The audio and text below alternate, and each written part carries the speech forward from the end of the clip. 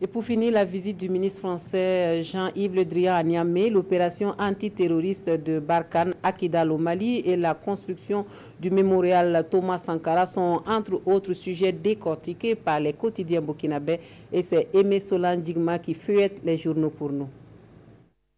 L'érection du mémorial à Thomas Sankara en question dans les parutions du jour. L'Express du Faso pense que Thomas Sankara mérite bien un mémorial pour immortaliser sa mémoire, son idéologie et rappeler son engagement et son patriotisme pour son pays et pour l'Afrique tout entière. Mais pour le quotidien, le moment ne s'y est pas pour ce projet, de même que la tenue d'un forum national sur la sécurité d'ailleurs.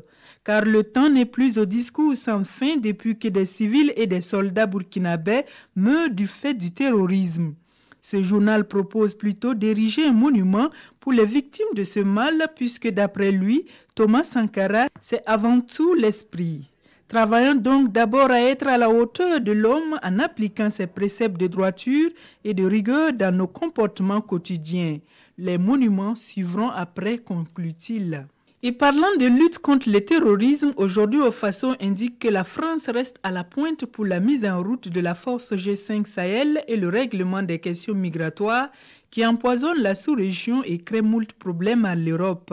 C'est en tout cas le message qu'est venu apporter au Niger et aux 4 autres pays le ministre français de l'Europe et des Affaires étrangères, Jean-Yves Le Drian, en visite à Niamey, explique ce journal. Au même moment, à Kidal au Mali, la force française Barkhane envoie un message fort en termes d'engagement dans la lutte contre le terrorisme au Sahel, souligne le pays. Elle a mené une opération antiterroriste musclée dans la nuit du 30 septembre au 1er octobre dernier qui a permis d'arrêter une douzaine de personnes et de saisir des armes et des munitions. Une action salutaire pour tous les pays de la sous-région, insiste ce journal. Pendant ce temps, l'observateur Palga s'interroge sur l'auteur de la fusillade à Las Vegas aux États-Unis.